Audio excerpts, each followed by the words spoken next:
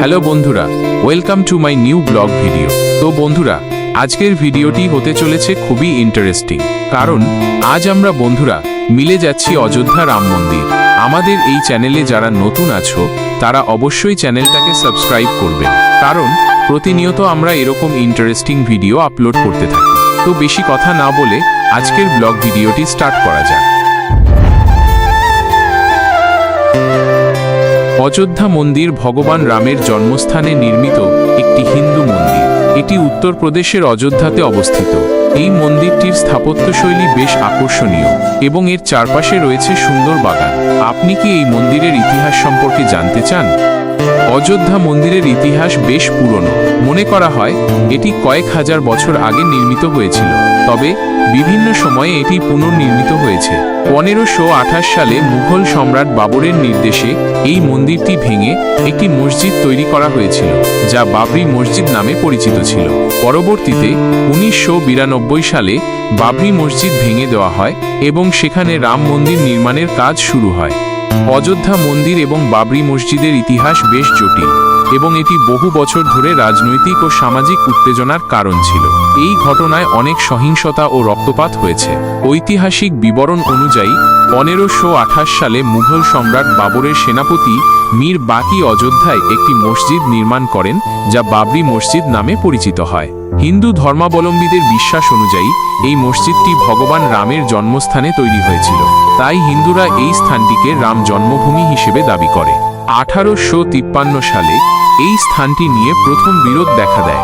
এরপর থেকে হিন্দু ও মুসলিম সম্প্রদায়ের মধ্যে বহু দশক ধরে আইনি ও রাজনৈতিক বিতর্ক চলে আসছে। 1992 সালে বাবরি মসজিদ ভেঙে দেওয়া হয়, যা দেশব্যাপী সাম্প্রদায়িক দাঙ্গার সৃষ্টি করে। এই ঘটনার পর এলাহাবাদ হাইকোর্ট এই স্থানটিকে 3 ভাগে বিভক্ত করার রায় দেয়, যার এক ভাগ রাম মন্দির নির্মাণের জন্য হিন্দুদের দেওয়া হয়। 2019 সালে ভারতের সুপ্রিম কোর্ট এই রায় পরিবর্তন করে এবং সম্পূর্ণ জমিটি রাম মন্দির নির্মাণের জন্য একটি ট্রাস্টের হাতে তুলে দেয়।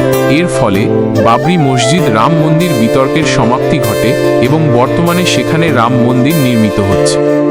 অযোধ্যা মন্দির নিয়ে অনেক মজার গল্প আছে, যেমন মন্দিরের প্রধান দেবতা রামলালার মূর্তিটি নাকি নিজেই আবির্ভূত হয়েছিল। তাছাড়া মন্দির নির্মাণের সময় অনেক অলৌকিক ঘটনা ঘটেছে বলে শোনা যায়। অযোধ্যা ও রাম মন্দির নিয়ে অনেক গল্প প্রচলিত রয়েছে, তার মধ্যে কয়েকটি হল রামলালার আবির্ভাব।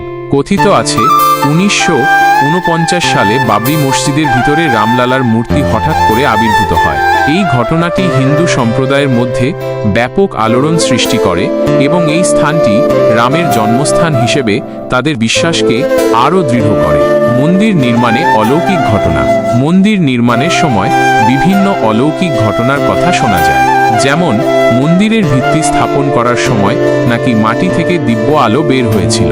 এছাড়াও অনেক ভক্ত দাবি করেন যে তারা মন্দিরের আশেপাশে বিভিন্ন দৈব অনুভূতি লাভ করেছেন।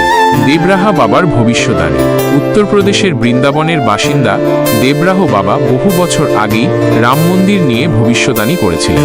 কথিত আছে দেশ জুড়ে যখন রাম মন্দির নির্মাণ নিয়ে আন্দোলন চলছিল, দাঙ্গাকে ঘিরে অশান্তি ও উত্তেজনার মাঝেও দেবরাহ বাবা এক সাংবাদিকের প্রশ্নের জবাবে বলেছিলেন, রাম মন্দির অবশ্যই তৈরি হবে।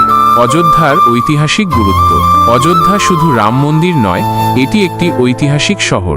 রামায়ণ অনুসারে এটি ছিল রাজা দশরথের রাজধানী এবং ভগবান রামের জন্মস্থান।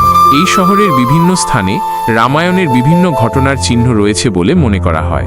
এই গল্পগুলি অযোধ্যা ও রাম মন্দিরের প্রতি মানুষের বিশ্বাস ও ভক্তিকে আরও গভীর করে তোলে।